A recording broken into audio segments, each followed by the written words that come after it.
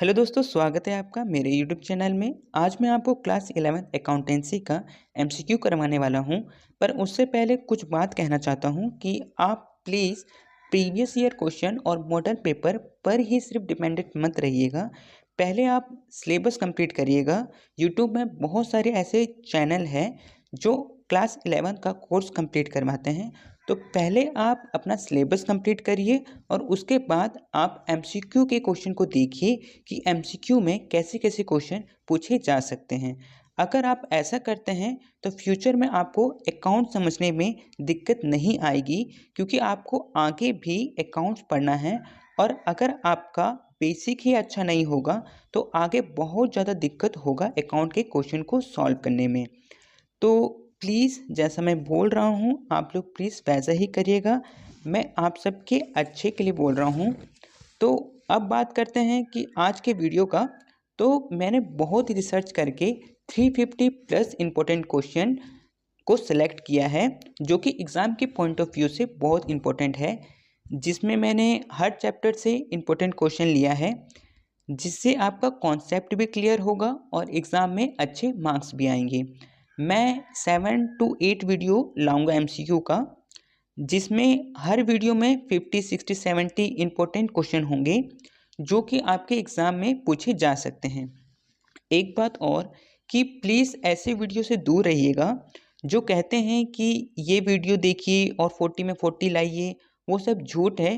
अगर पिछले साल जो 40 क्वेश्चंस आए थे, तो ये थोड़ी ना ज़रूरी है कि इस साल भी वही 40 क्वेश्चंस आएंगे।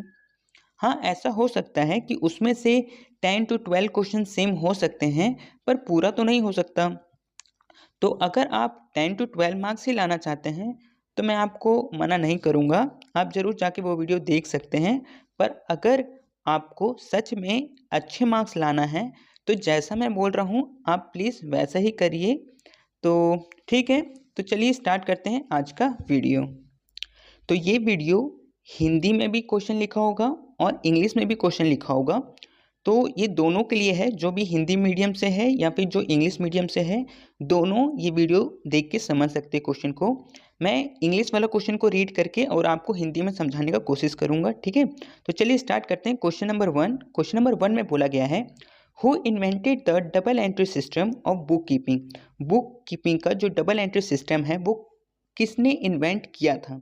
तो वो इन्वेंट किया था लूकस पेसियोली ने। मतलब 1 का ए आंसर जो है इसका करेक्ट होगा, ठीक है। चलिए क्वेश्चन नंबर 2 इसमें पूछ रहा है कि लूकस पेसियोली वॉज फ्रॉम। जो लूकस पेसियोली थे वो कहाँ से थे? तो वो थे इटली से। तो इसका करेक्ट आंसर होगा ए नंबर, ठीक है। चलिए क्वेश्चन नंबर 3 देखते हैं। इसमें पूछ रहा है लूकस पेसियोली वॉज अ फेमस। जो लूकस पेसियोली थे वो एक फेमस क्या चीज़ थे? तो वो फेमस मैथमेटिशियन थे। तो बी इसका करेक्ट आंसर होगा, ठीक है। चलिए क्वेश्चन नंबर 4 का देखते हैं। 4 में पूछा है when the first book of book keeping and accountancy was published. जो बुक कीपिंग और अकाउंटेंसी का जो पहला बुक है वो कब पब्लिश हुआ था? तो वो हुआ था 1494 को। मतलब सी इसका करेक्ट आंसर होगा, ठीक है। चलो क्वेश्चन नंबर 5 इसमें पूछ रहा है the process of recording, classifying and summarising all business transaction in order to know the financial result is called. मतलब इसमें बताना है कि उस प्रोसेस को क्या कहेंगे जिसमें जहाँ पर रिकॉर्डिंग भी हो रहा है, क्लासिफाइंग भी हो रहा है और समराइजिंग भी हो रहा है, सब बिजनेस ट्रांजेक्शन। तो इसका करेक्ट आंसर होगा अकाउंटिंग। मतलब इसका बी इसका करेक्ट आंसर होगा। अब देखिए, अगर रिकॉर्डिंग, क्लासिफाइंग, समराइजिंग ये सब कुछ हो रहा है तो वो अकाउंटिंग हो जाएगा। और सिर्फ बिजनेस ट्रांजैक्शन को सिर्फ रिकॉर्ड किया जा रहा है तो वो बुक कीपिंग हो जाएगा, ठीक है। तो 5 का आंसर बी नंबर अकाउंटिंग हो जाएगा। चलिए क्वेश्चन नंबर 6 देखते हैं। इसमें पूछा गया है अकाउंटिंग इज। अकाउंटिंग क्या है? एक साइंस है, आर्ट है, कि दोनों है, कि इसमें से कोई भी नहीं है? तो इसका जो करेक्ट आंसर होगा वो सी नंबर होगा। बोथ अकाउंटिंग साइंस भी है और आर्ट भी है, ठीक है। चलिए क्वेश्चन नंबर 7 देखते हैं। क्वेश्चन नंबर 7 में बोला गया है अकाउंटिंग बिगिंस वेयर। तो अकाउंटिंग वहाँ से स्टार्ट होता है जहाँ से बुक कीपिंग खत्म होता है। पहले बुक कीपिंग का काम होता है, उसके बाद बुक कीपिंग खत्म होता है, तो उसके बाद अकाउंटिंग स्टार्ट होता है। तो इसीलिए इसका करेक्ट आंसर जो है वो ए नंबर हो जाएगा, बुक कीपिंग्स एंड। ठीक है, चलिए क्वेश्चन नंबर 8 देखते हैं। इसमें पूछा गया है the objective of accounting are as follow. तो इसका करेक्ट आंसर जो होगा, calculation of profit and loss, display of business status, providing information to various section और ऑल ऑफ दिस। तो इसका करेक्ट आंसर होगा ऑल ऑफ दिस। जो accounting का जो ऑब्जेक्टिव है वो ये सब का सब है। मतलब प्रॉफिट भी हम लोग को देखना होता है, प्रॉफिट लॉस भी कैलकुलेट करना होता है, बिजनेस का स्टेटस भी देखना होता है, और इंफॉर्मेशन भी अलग अलग सेक्शन का वो भी प्रोवाइड करता है अकाउंटिंग। ठीक है, तो इसका करेक्ट आंसर हो जाएगा डी नंबर। चलिए 9 नंबर देखते हैं। इसमें पूछा है accounting record transaction in term of. जो अकाउंटिंग है वो जो रिकॉर्ड करता है ट्रांजैक्शन को, वो किस टर्म में करता है? तो वो मनी के टर्म में रिकॉर्ड करता है। तो इसका जो करेक्ट आंसर होगा वो बी नंबर हो जाएगा, मॉनेटरी यूनिट। ठीक है, चलिए क्वेश्चन नंबर 10 देखते हैं। इसमें पूछा गया है which of the following will not be recorded in the book of account. Book of account में क्या चीज़ रिकॉर्ड नहीं होगा? तो सेल्स ऑफ गुड ये तो होता ही है, पेमेंट ऑफ सैलरी ये भी होता है, क्वालिटी ऑफ एम्प्लॉयज़, तो एम्प्लॉय का जो क्वालिटी है वो रिकॉर्ड नहीं किया जाता है, सिर्फ ट्रांजैक्शन रिकॉर्ड किया जाता है लेन देन से रिलेटेड। अब जो क्वालिटी है वो तो लेन देन से रिलेटेड है नहीं, तो इसीलिए इसका सी इसका करेक्ट आंसर होगा। चलिए 11 नंबर देखते हैं। इसमें पूछा गया है accounting must have the flowing quality characteristics. इसमें से बताना है कि जो अकाउंटिंग है उसका कौन सा क्वालिटेटिव कैरेक्टरिस्टिक्स है। तो वो रिलायबिलिटी भी है, रिलेवेंस भी है और कंपैरेटिबिलिटी भी है। ठीक है, तो इसका करेक्ट आंसर जो होगा वो डी नंबर हो जाएगा, ऑल ऑफ दिस। ठीक है, चलिए क्वेश्चन नंबर 12 देखते हैं। इसमें पूछा है users of accounting information includes. तो जो अकाउंटिंग इंफॉर्मेशन होता है, अकाउंटिंग का इंफॉर्मेशन, वो उसके यूजर्स कौन कौन से होते हैं? तो creditor, customer, investor, all of this. तो इसमें से करेक्ट आंसर होगा D number, all of this. Accounting information को सब कोई यूज करता है। ठीक है, चलिए 30 नंबर देखते हैं। इसमें पूछा है ट्रांजैक्शंस मीन। ट्रांजैक्शन का मतलब क्या होता है?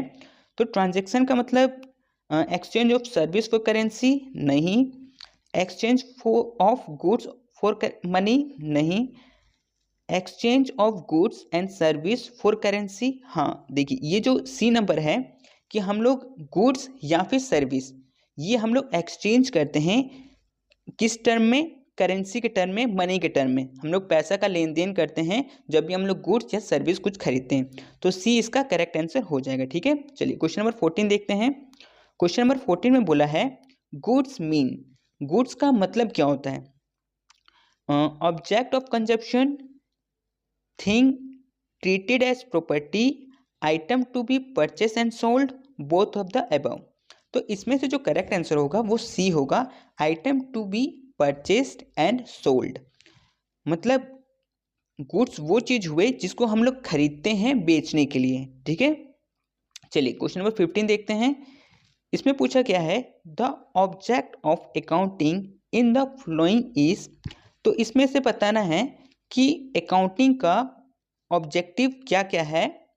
तो knowledge of capital and liability, हाँ ये भी है, knowledge of cash and bank balance, हाँ ये भी है, knowledge of profit and loss, हाँ ये भी है, D number, all of this. तो इसका करेक्ट आंसर हो जाएगा डी। ठीक है, जो अकाउंटिंग का उद्देश्य होता है वो सब चीज़ का नॉलेज रखना होता है कि कैपिटल का भी, लायबिलिटी का भी, कैश का भी, बैंक का भी, प्रॉफिट एंड लॉस का भी, सब का उसको नॉलेज होना जरूरी है। ठीक है, चलो तो 16 नंबर देखते हैं।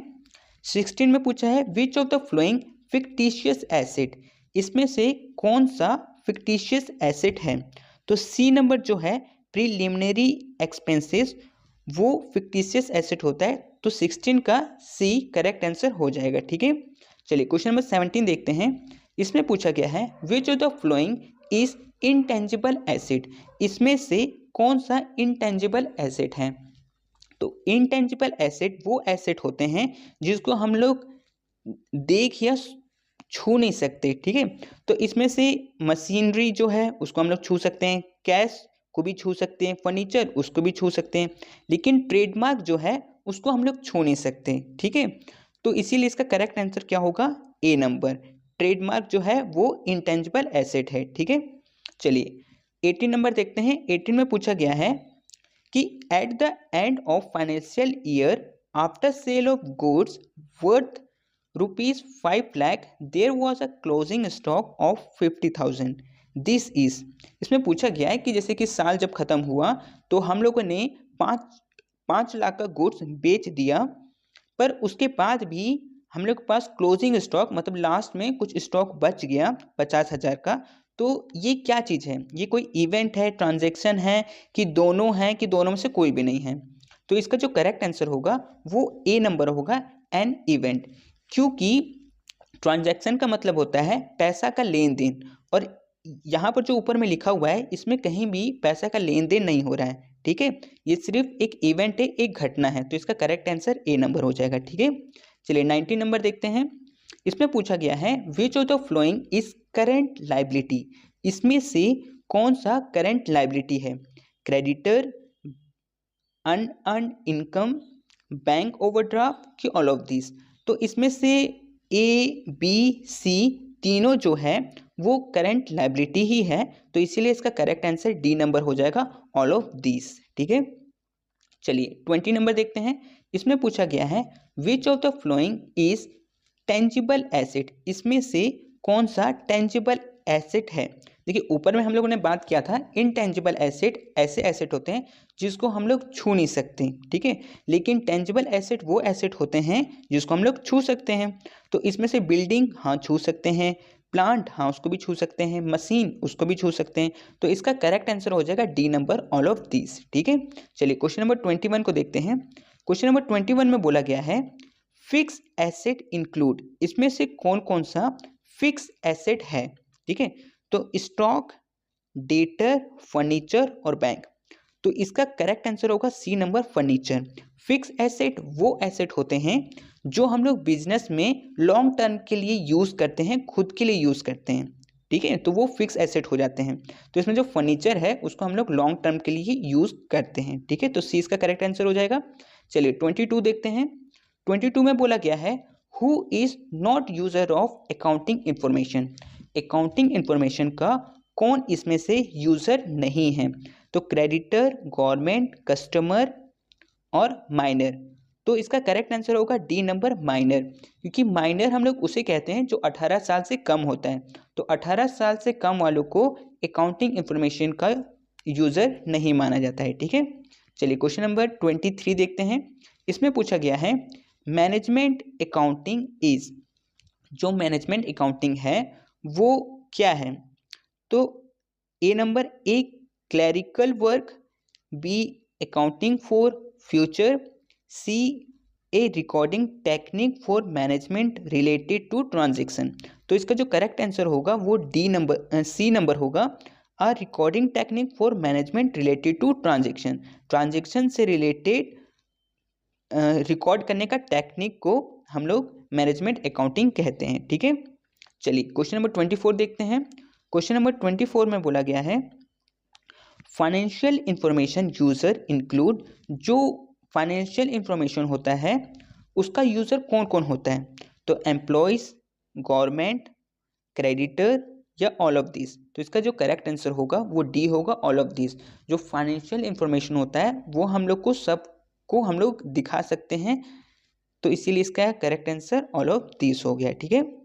चलिए क्वेश्चन नंबर 25 देखते हैं। इसमें पूछा गया है which of the following is not a business transaction.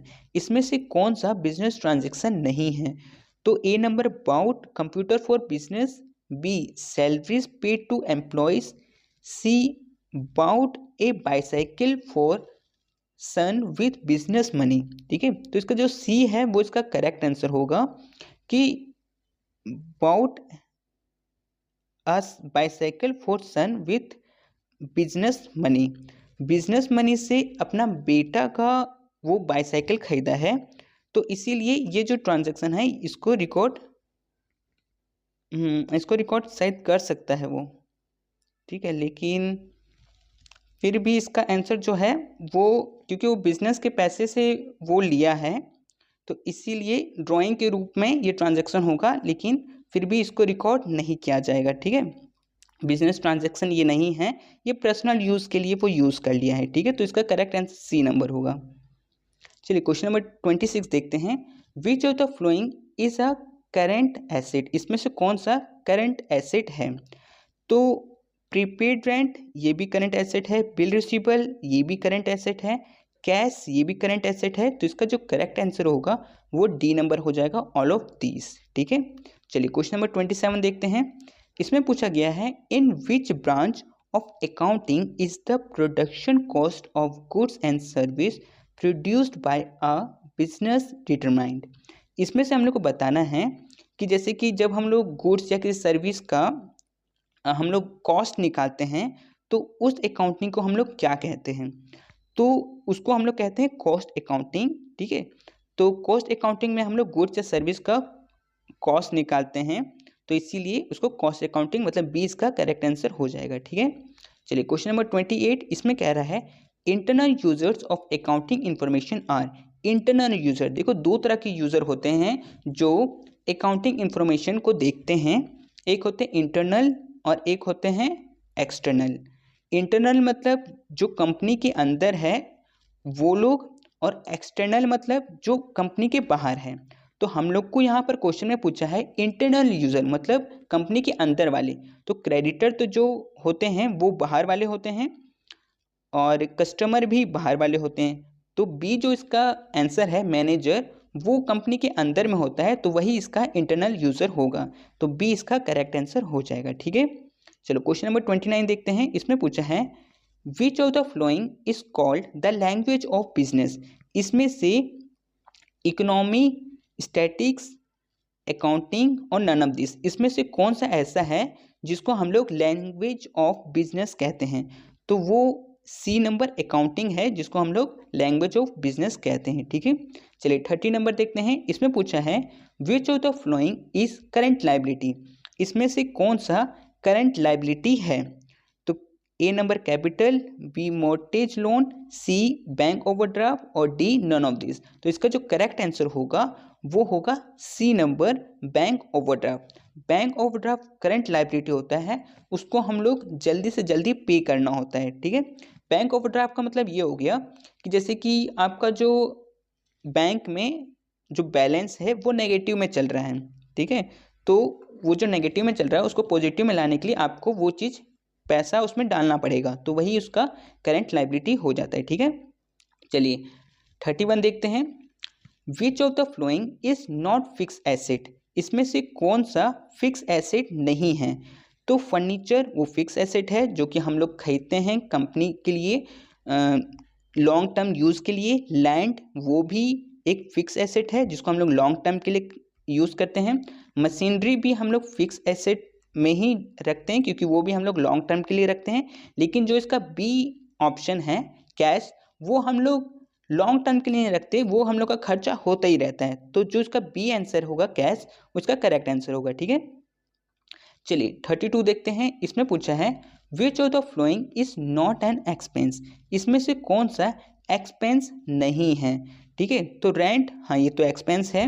Drawing और सैलरी और डिस्काउंट पेड, इसमें से कौन सा एक्सपेंस नहीं है? तो देखो रेंट तो हम लोग एक्सपेंस ही मानते हैं, सैलरी भी एक्सपेंस हुआ, डिस्काउंट पेड ये भी एक एक्सपेंस हुआ, लेकिन ड्राइंग जो हुआ वो एक्सपेंस नहीं होता है, तो इसीलिए 20 का करेक्ट आंसर होगा, ठीक है।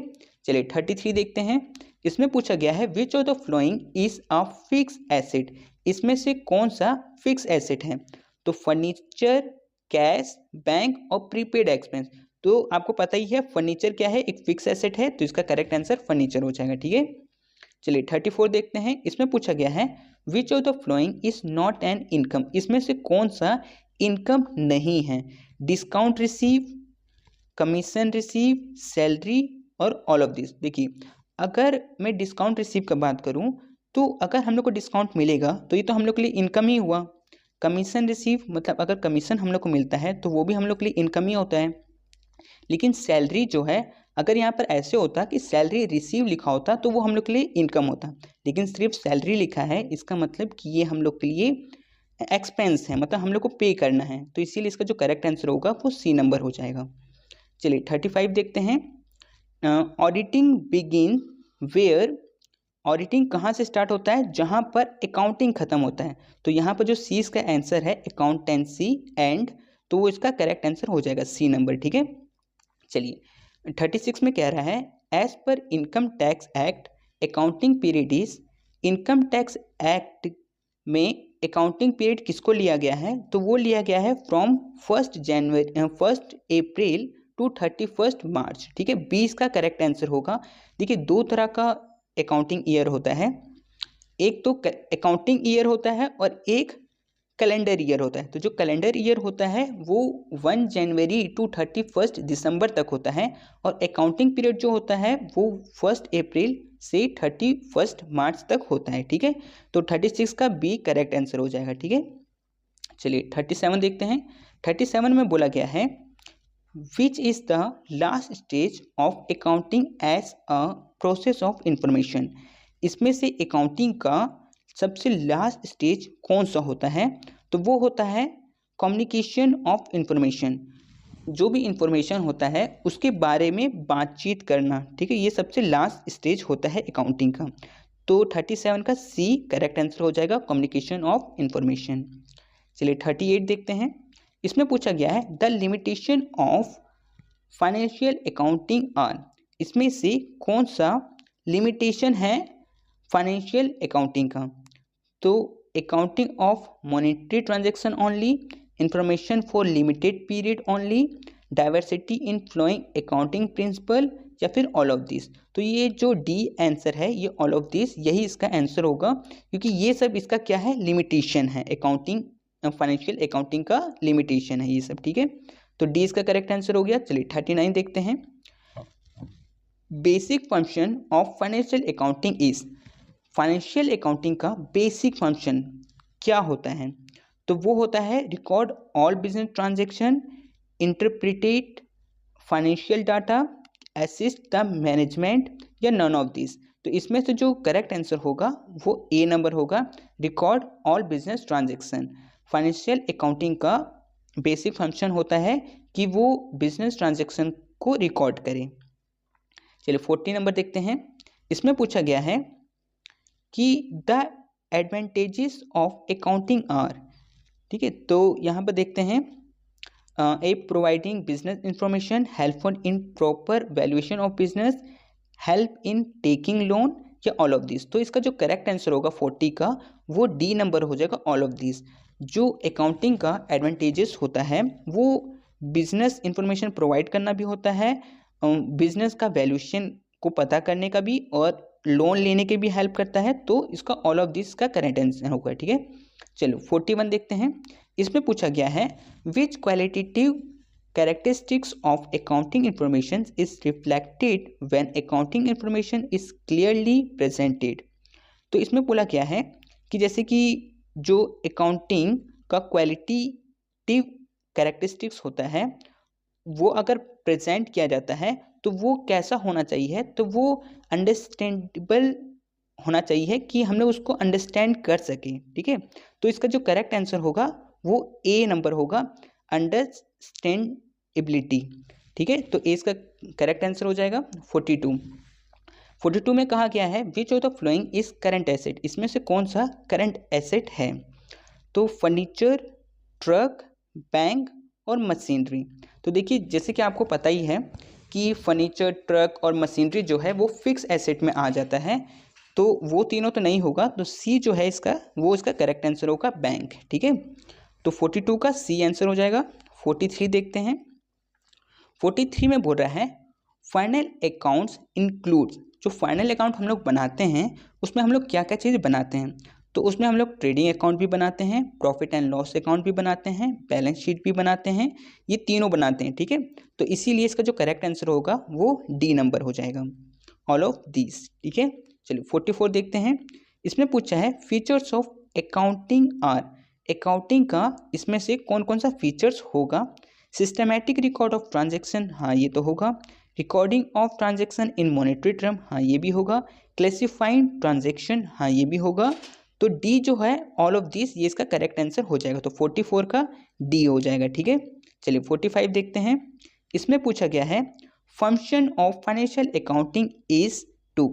फाइनेंशियल अकाउंटिंग का फंक्शन क्या होता है, तो इसमें से recordative function, interpretative function, communicative function या ऑल ऑफ दिस। तो इसका जो करेक्ट आंसर होगा वो डी नंबर होगा। फाइनेंशियल अकाउंटिंग का ये सब रिकॉर्ड करना, इंटरप्रिटेट करना, कम्युनिकेट करना, ये सब फंक्शन होता है फाइनेंशियल अकाउंटिंग का, ठीक है। तो चलिए 46 नंबर देखते हैं। 46 में कह रहा है management accounting helps the manager. Management accounting जो है वो मैनेजर का हेल्प कैसे करता है, तो in all management function, in control function, in planning work और नन ऑफ दिस। तो इसका जो करेक्ट आंसर होगा वो ए नंबर होगा, in all management function. Her management function में अकाउंटिंग मैनेजमेंट अकाउंटिंग जो है वो मैनेजर का हेल्प करता है, ठीक है। चलिए क्वेश्चन नंबर 47 देखते हैं। इसमें बोल रहा है the accounting cycle involve. Accounting cycle जो है वो किस में, मतलब क्या क्या होता है, तो उसमें जर्नल एंट्री भी बनाना होता है, पोस्टिंग भी करना होता है, बैलेंसिंग भी करना होता है, फाइनल अकाउंट भी बनाना होता है। तो इसीलिए जो इसका करेक्ट आंसर होगा वो डी नंबर होगा, ऑल ऑफ दीज, ठीक है। तो 47 का डी इसका करेक्ट आंसर हो जाएगा। 48 देखते हैं। इसमें पूछा गया है types of accounting are. Accounting के टाइप्स कौन कौन से होते हैं, तो पर्सनल अकाउंट भी होता है, रियल अकाउंट भी होता है, नॉमिनल अकाउंट भी होता है। तो इसका जो करेक्ट आंसर होगा 48 का वो हो जाएगा D number, all of the above, ठीक है। चलिए 49 देखते हैं। इसमें पूछा गया है ट्रेड पेबल। ट्रेड पेबल का फॉर्मूला क्या होता है, तो ट्रेड पेबल का मतलब हो गया, ट्रेड मतलब व्यापार, ठीक है, जो हम लोग बिजनेस करते हैं, और पेबल मतलब देना, ठीक है। तो हम लोग किसको पैसा देते हैं, क्रेडिटर को पैसा देते हैं, है ना। डेटर तो हम लोग को पैसा देता है, ठीक है, लेकिन क्रेडिटर को हम लोग पैसा देते हैं। तो क्रेडिटर प्लस बिल्स पेबल, जो ए इसका आंसर है, ऑप्शन है, वो इसका करेक्ट आंसर हो जाएगा, ठीक है। क्रेडिटर प्लस बिल्स पेबल को मिला के हम लोग ट्रेड पेबल कहते हैं, ठीक है, ये दोनों को मिला के। कभी क्वेश्चन आपसे ये भी पूछ सकता है कि ट्रेड रिसीबल, रिसीव करना, ठीक है। तो ट्रेड रिसीबल का क्या फॉर्मूला हो जाता, डी इसका करेक्ट ऑप्शन हो जाता। अगर ट्रेड रिसीबल पूछता तो वो था डेटर प्लस बिल रिसीबल, ठीक है। लेकिन अभी हम लोग का क्या पूछा है, ट्रेड पेबल, तो इसीलिए इसका ए इसका करेक्ट आंसर हो जाएगा, ठीक है। चलिए 50 नंबर देखते हैं। 50 में पूछा गया है an economic event. Economic event किसे कहेंगे, तो देखिए फर्स्ट नंबर बोला है purchase of good, purchase of machinery, sale of good और ऑल ऑफ द अबव। तो इसमें जो इकोनॉमिक इवेंट है उसमें लेन देन के लिए भी हम लोग देखते हैं, तो परचेस करना, सेल करना, ये सब कुछ देखते हैं हम लोग, ठीक है। तो इसीलिए इसका जो करेक्ट आंसर होगा वो ऑल ऑफ द अबव हो जाएगा, ठीक है। चलिए 51 देखते हैं। 51 में पूछा गया है द कैश, गुड्स और property invested by the owner in the business to earn profit is called. जो ऑनर है वो कैश, गुड्स और प्रॉपर्टी इन्वेस्ट करता है बिजनेस को स्टार्ट करने के लिए, तो उसको हम लोग क्या कहते हैं, तो उसको हम लोग कैपिटल कहते हैं। जब भी ऑनर पैसा या गुड्स या अपना प्रॉपर्टी कुछ भी स्टार्टिंग में लगाता है तो उसको हम लोग कैपिटल कहते हैं, ठीक है। चलिए 52 देखते हैं।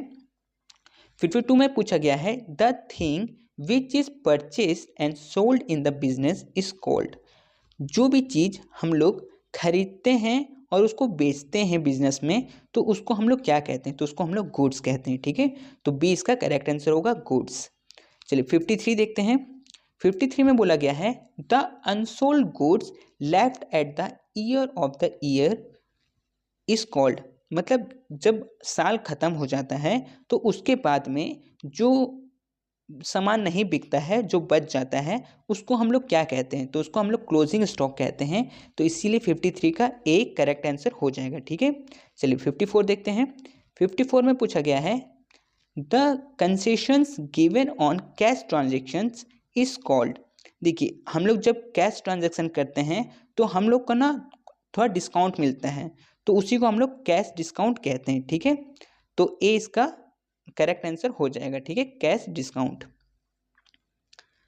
चलिए 55 देखते हैं। इसमें बोला गया है द पर्सन, फर्म और institution who does not pay the price in cash for the goods purchase और the service receive is called. हम लोग से पूछा है क्वेश्चन में कि ऐसे पर्सन या ऐसे फर्म या ऐसे इंस्टीट्यूशन के बारे में बताइए जो कि हम लोग को पे नहीं करते हैं पैसा उस टाइम कैश में, जो कि वो गुड्स या सर्विस हम लोग से लेते हैं और उस टाइम पे नहीं करते हैं, बाद में पे करते हैं। तो वो बाद में जो पे हम लोग को करता है वो हम लोग का डेटर होता है। ठीक है, जो उधारी में लेता है हम लोगों से, और हम लोग किसी से उधारी में लेते हैं तो हम लोग को उसको बाद में पैसा देना होता है, तो इसीलिए वो हम लोग का क्रेडिटर हो जाता है। तो इसमें तो हम लोग क्वेश्चन में पूछा है कि ऐसा पर्सन या फर्म या इंस्टीट्यूट के बारे में बताइए जो कि हम लोगों से उधारी में सामान लिया। ठीक है, तो उसको हम लोग डेटर कहते हैं। ठीक है, तो सी इसका करेक्ट आंसर हो जाएगा डेटर। चलिए 56 देखते हैं। 56 में पूछा गया है which of the following is not a business transaction. इसमें से कौन सा बिजनेस ट्रांजेक्शन नहीं है। तो ये तो लगता है सेम क्वेश्चन आ गया जो पहले वाला था। ठीक है, तो इसका जो करेक्ट आंसर था वो C number, paid ₹10,000 for sons fees for his personal bank account. अपने पर्सनल बैंक अकाउंट से वो 10,000 रुपये अपने बेटे का फीस दिया है, तो इसीलिए ये ट्रांजैक्शन बिजनेस ट्रांजैक्शन नहीं है, ये एक पर्सनल ट्रांजैक्शन है। ठीक है, तो इसीलिए सी इसका करेक्ट आंसर हो जाएगा। चलिए 57 देखते हैं। 57 में पूछा है which is the last step of accounting as a process of information. ठीक है, तो ये भी शायद सेम ही क्वेश्चन है। तो इसमें सी कम्युनिकेशन ऑफ इंफॉर्मेशन, सबसे लास्ट स्टेज होता है अकाउंटिंग का कि वो कम्युनिकेट करे लोगों से। ठीक है, चलो अब 58 देखते हैं। 58 में पूछा है long term asset without any physical existent but positions of value are called. जैसे कि हम लोग का लॉन्ग टर्म एसेट है, ठीक है, मतलब हम लोग उसको बहुत दिन से उसको रखे हुए हैं लेकिन उसका कोई फिजिकल एग्जिस्टेंस नहीं है, मतलब उसको हम लोग छू नहीं सकते। ठीक है, तो उसको हम लोग क्या कहते हैं, तो उसको हम लोग इंटेंजिबल एसेट कहते हैं, जिसको हम लोग छू नहीं सकते। ठीक है, तो ए इसका करेक्ट आंसर हो जाएगा। 59 basic function of financial accounting is. Basic function financial accounting का क्या होगा, तो रिकॉर्ड और बिजनेस ट्रांजैक्शन। ठीक है, तो ये शायद वही सेम क्वेश्चन है जो पहले था कि फाइनेंशियल अकाउंटिंग का बेसिक फंक्शन कौन सा होगा, तो वो रिकॉर्ड और बिजनेस ट्रांजैक्शन। ठीक है, ए इसका करेक्ट आंसर हो जाएगा। चलिए 60 देखते हैं। 60 में पूछा है, इसमें भी सेम वही चीज़ है। ठीक है, which is the last step of accounting as a process of information, तो सी इसका करेक्ट आंसर हो जाएगा कम्युनिकेशन ऑफ इंफॉर्मेशन। ठीक है, चलिए 61 देखते हैं। The asset that can be easily converted into cash within a short period, 1 year or less are known as। हम लोग को ऐसे एसेट के बारे में बताना है जो 1 साल या फिर 1 साल से भी पहले कन्वर्ट हो जाए कैश में। ठीक है, तो उसको हम लोग करंट एसेट कहते हैं, जो 1 साल से पहले कैश में उसको कन्वर्ट कर सकते हैं। ठीक है, तो ए इसका करेक्ट आंसर हो जाएगा। चलिए 62 देखते हैं। Copyright, patent and goodwill are example of. Copyright, patent और गुडविल जो है वो किसके एग्जाम्पल हैं, तो वो करंट एसेट के तो एग्जाम्पल नहीं है, फिक्स एसेट के भी एग्जाम्पल नहीं है, इनटेंजिबल एसेट के एग्जाम्पल है। ठीक है, तो ये इसका करेक्ट आंसर हो जाएगा इंटेंजिबल एसेट। ठीक है, चलिए 63 देखते हैं। 63 में पूछा गया है which of the following will not be recorded in the book of account. Book of account में कौन सा इसमें से रिकॉर्ड नहीं होगा, तो ए नंबर है sales of good, payment of salary, quality of staff या परचेस ऑफ मशीन। तो ट्रांजैक्शन जो हम लोग रिकॉर्ड करते हैं तो उसमें हम लोग क्वालिटी ऑफ स्टाफ के बारे में तो रिकॉर्ड नहीं करेंगे, तो इसीलिए सी इसका करेक्ट आंसर हो जाएगा। ठीक है, चलिए 64 देखते हैं। The amount drawn by businessman for his personal use. जो बिजनेसमैन होता है, जो ओनर होता है, वो अगर अपने पर्सनल यूज़ के लिए पैसा बिजनेस से निकालता है तो उसको हम लोग ड्राइंग कहते हैं। ठीक है, तो इसका करेक्ट आंसर जो होगा वो बी हो जाएगा, ड्राइंग। ठीक है, चलिए 65 देखते हैं। इसमें पूछा गया है कि कैश, गुड्स और asset invested by the proprietor, proprietor कह लीजिए, ऑनर कह लीजिए, बिजनेसमैन कह लीजिए, ये सब एक ही है, ठीक है, इन the business for earning profit. अगर जो ऑनर है वो बिजनेस में कैश लेके आ रहा है या फिर गुड्स लेके आ रहा है या फिर कोई भी एसेट लेके आ रहा है, इन्वेस्ट कर रहा है बिजनेस में, तो उसको हम लोग क्या कहेंगे, तो उसको हम लोग कैपिटल कहते हैं। तो 20 का करेक्ट आंसर हो जाएगा, ठीक है। चलिए 66 देखते हैं। 66 में पूछा है asset which can be converted into cash with in a short span of time is called. हम लोग को ऐसे एसेट के बारे में बताना है जिसको हम लोग शॉर्ट पीरियड ऑफ टाइम में ही उसको कैश में कन्वर्ट कर सकते हैं, तो वो होता है करंट एसेट। तो सी इसका करेक्ट आंसर हो जाएगा, करंट एसेट, ठीक है। चलिए 67, इसमें बोला गया है the external user of accounting. External user मतलब कि बाहर के यूजर, कंपनी के बाहर। तो ट्रेड यूनियन, पब्लिक और बैंक, ये तीनों जो है वो कंपनी के बाहर ही होते हैं, है ना। तो इसीलिए इसका जो आंसर होगा वो D number all of this हो जाएगा, ठीक है। चलिए तो 68 देखते हैं। इसमें पूछा गया है which form of accounting is adopted by a businessman. जो बिजनेसमैन होता है वो इसमें से कौन सा अकाउंटिंग एडॉप्ट करता है, तो वो होता है फाइनेंशियल अकाउंटिंग। बी इसका करेक्ट आंसर हो जाएगा, ठीक है। एक बिजनेसमैन जो होता है वो फाइनेंशियल अकाउंटिंग को एडॉप्ट करता है, ठीक है। चलो आगे देखते हैं 69। तो 69 में कहा गया है which of the following limitation of accounting state that accounts में be manipulated to conceal vital fact, ठीक है। तो देखो इसमें पूछा गया है कि जब हम लोग अकाउंटिंग करते हैं तो उसमें हम लोग मैनिपुलेट करते हैं, मतलब कुछ गड़बड़ी करते हैं, ठीक है। तो उसको हम लोग क्या कहते हैं, तो उसको हम लोग कहते हैं बी नंबर अकाउंटिंग में लीड टू विंडो ड्रेसिंग, ठीक है। तो 20 का करेक्ट आंसर हो जाएगा। अब विंडो ड्रेसिंग का मतलब क्या हुआ, विंडो ड्रेसिंग मतलब हुआ कि जैसे कि हम लोग अकाउंटिंग में छेड़छाड़ कर रहे हैं, मतलब अगर कहीं पे 5 लाख रुपए लिखा हुआ है तो उसको हम लोग 6 लाख बना दे रहे हैं, या फिर कहीं पे कुछ और लिखा हुआ है उसको हम लोग कुछ और लिख दे रहे हैं, ठीक है। तो गड़बड़ी करना उसी को हम लोग विंडो ड्रेसिंग कहते हैं। तो इसीलिए इसका 20 का करेक्ट आंसर हो जाएगा कि अकाउंटिंग में लीड टू विंडो ड्रेसिंग, ठीक है। चलिए लास्ट नंबर देखते हैं, लास्ट क्वेश्चन नंबर 70। इसमें पूछा गया है the unsold merchandise of business on particular day is called. जो भी हम लोग सामान होता है हम लोग के पास में, जो भी गुड्स होते हैं वो अगर बच जाते हैं तो उसे हम लोग क्या कहते हैं, तो उसे हम लोग स्टॉक कहते हैं। तो इसीलिए जो इसका करेक्ट आंसर होगा वो बी नंबर हो जाएगा, स्टॉक या फिर इन्वेंट्री। सेकंड नाम इसका इन्वेंट्री भी कहते हैं, ठीक है। तो ये हो चुके हैं कंप्लीट 70 क्वेश्चन। तो आप लोग भी खुद से ये वाला प्रैक्टिस करने का कोशिश करिएगा, ठीक है। तो ठीक है, इस वीडियो के लिए सिर्फ इतना ही। मिलते हैं हम लोग आने वाले नेक्स्ट वीडियो में, ठीक है।